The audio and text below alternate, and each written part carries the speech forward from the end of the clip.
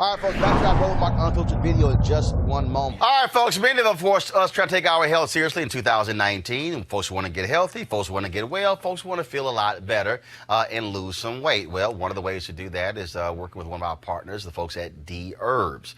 Yesterday, of course, we talked to the CEO, Dr. A.D. Dolphin. The D Herb Full Body Cleanse is a great way for you to feel better. And, of course, look, many of us, how we eat, how we abuse our bodies, we ate all kinds of stuff during the holidays, processed foods, fried foods, you name it. And so what this cleanse does is just clean out the toxic buildup in your system. I've been doing it for this is like day 12. And so, yeah, I still want a good piece of chicken or some steak, but I can't. But between the raw vegetables and between the cleanses, that's exactly what it does. And so what we can all do, the D Herbs cleanse together. You can go to dherbs.com, use the promo code Roland for a discount at checkout. That's the letter dherbs.com, or you can call 866-4D-HERBS, 866-4D-HERBS. That's 866-4D-HERBS, and use the promo code Roland. Now back to your Roland Martin Unfiltered video. I want to bring in Adam Sir of The Atlantic. And the reason I'm doing that, because Adam, back in March of 2018, you wrote a piece. Here we go to my iPad. You wrote a piece, and it was called "Why Tamika Mallory Won't Condemn Farrakhan." To those outside the black community, the Nation of Islam's persistent appeal, despite its bigotry, can seem incomprehensible. You wrote it from a perspective of being black and Jewish. Can you, just your thoughts about all of this drama that we have seen over the last year or 2 years? I think that, when I wrote that piece, what I was really trying to do was, rather than tell anybody how they should respond, was to explain both sides of this conflict to each other. And in particular, I felt as though there were a lot of people, a lot of white and Jewish people who found the idea that anybody would associate with Farrakhan really incomprehensible. And so I just wanted to explain why that would be the case, why someone would do that. I think, unlike the Republican Party, the Democratic Party and the left in general is diverse. It's made up of a lot of different types of people. And whenever you have a diverse coalition, you're going to have friction. There's going to be conflict over because different people have different experiences. They have different priorities. They have different traumas. And I think that what we've seen around the Women's March is, a result of that friction. The optimistic side of this is that the fact that the coalition is diverse means that there are people in that coalition who can negotiate and work it out amongst each other. The problem with the Republican Party, as it is constituted at this moment, is that it's so not diverse that there's nobody within that coalition to say, hey, you shouldn't treat these people like that. Whereas what you see with the Women's March is, you have one side saying, this hurts me, I don't like this, and another side saying, I didn't understand that, and I'm going to learn from it. Yeah. What's also interesting when you talked about these coalitions and the left, but if you actually, first of all, any of the people who've actually listened to Minister Farrakhan, Nation of Islam, you would think you're actually listening to a Republican talk. I remember at the 20th anniversary of the Million Man March, the point when Minister Farrakhan brought up this line of sisters, and he was praising their beauty and their ability to cook and to sew. And I guarantee you there's some sisters who were sitting there like, I know he is not doing this. Right. And I think that's also part of this failure of people who just really have no clue about black people to understand how black folks can listen to Farrakhan or Elijah Muhammad or Malcolm X and go, okay, that's BS, but I'm gonna listen to this. Right, and I think Farrakhan's ideology is actually pretty conservative. It's very self-sufficiency and economic independence and black capitalism, really. And I think that from the outside, people make this mistake of thinking black equals left when that's really not the case, and it's especially not the case with the Nation of Islam, which is a fundamentally conservative organization in the small c sense of the term. But I also want to read this. One of the books, I've been talking about this for the last couple of years, is Dr. King's book, Where Do We Go From Here, Chaos or Community? Which, if anybody reads this book, what we have had to deal with the last 51 years since he was killed, I mean, he literally lays out in 1967. But here's a passage, and I would love to get your thoughts, Adam, and I want to bring in my panel, Tamika, as well on this. This is what Dr. King, okay, let me say it again. Everybody in the back.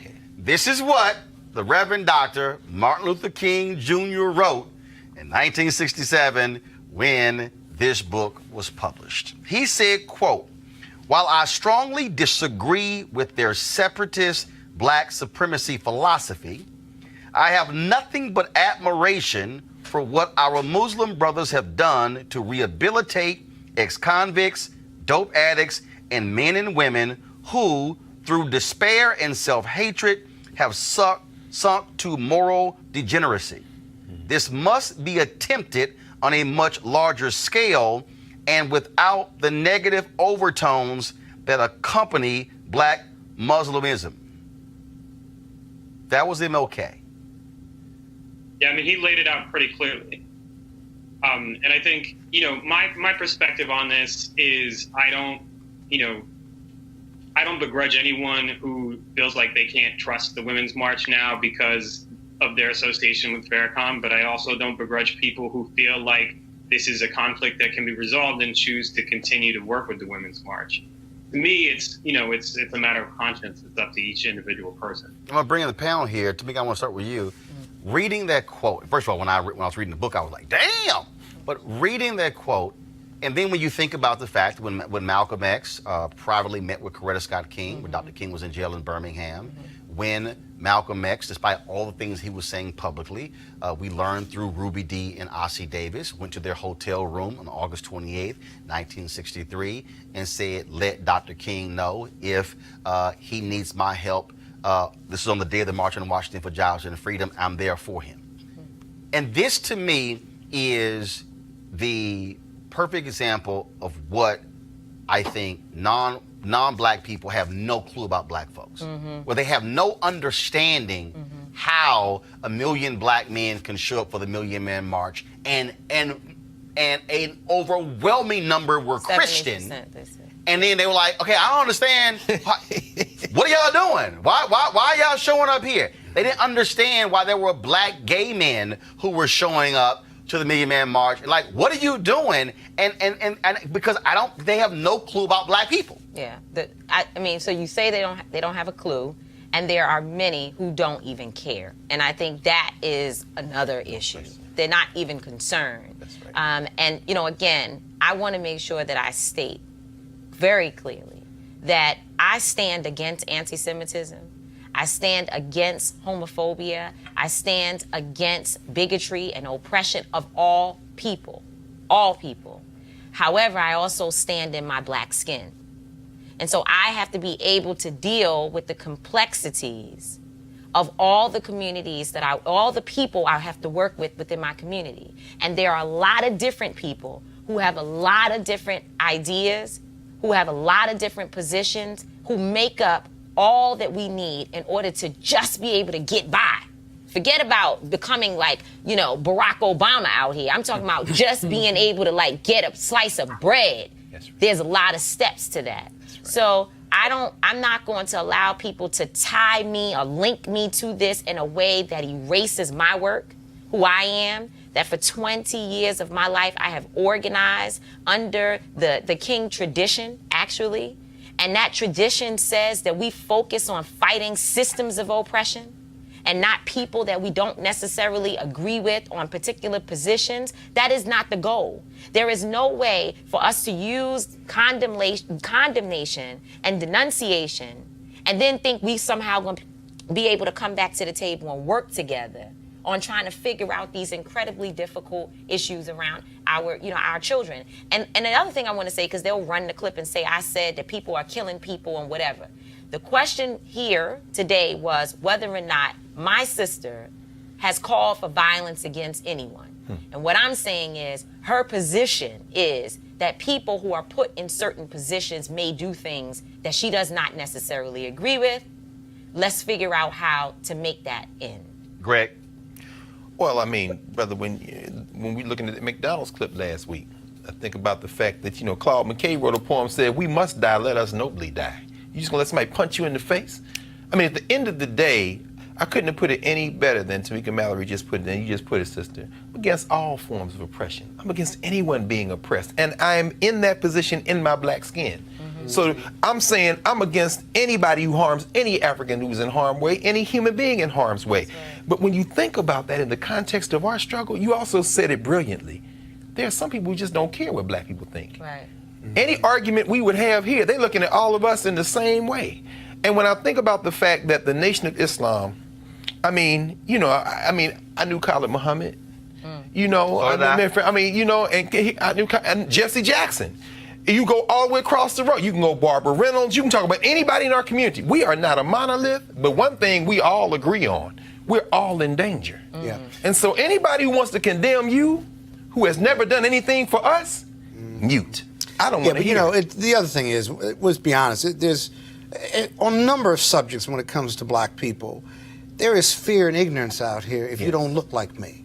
Yes. And secondly is this, those who are fear or ignorance and who want total condemnation, ignore for the Nation of Islam, ignore their tremendous work in the prison system, in prison complex system, their work and their effective work in the community that Dr. King spoke about. But you ask about those million men who showed up, who were Christians and gay, and the issue of atonement and personal welfare and handling your business and standing up and being a father and a husband and doing the right thing.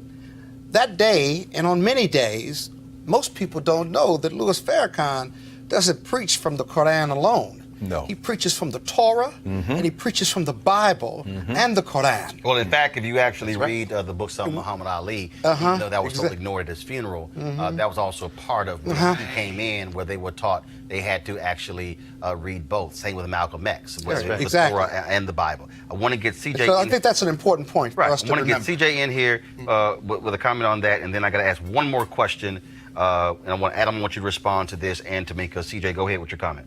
No, I mean, being black, it is very complex. I mean, even we're not monolithic within the black Republicans. Sure. Different spheres from us.